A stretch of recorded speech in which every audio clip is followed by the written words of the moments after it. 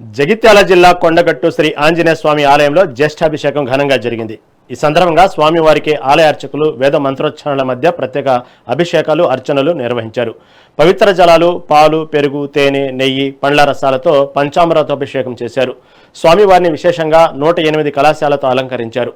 ఈ మహోత్సవాన్ని తిలకించేందుకు రాష్ట్రంలోని వివిధ ప్రాంతాల నుంచి పెద్ద సంఖ్యలో భక్తులు తరలివచ్చారు. స్వామివారి దర్శనం చేసుకుని ప్రత్యేక పూజల్లో పాల్గొని తీర్థ ప్రసాదాలను స్వీకరించారు. భక్తులకు ఎలాంటి ఇబ్బందులు కలగకుండా ప్రత్యేక చర్యలు చేపట్టారు.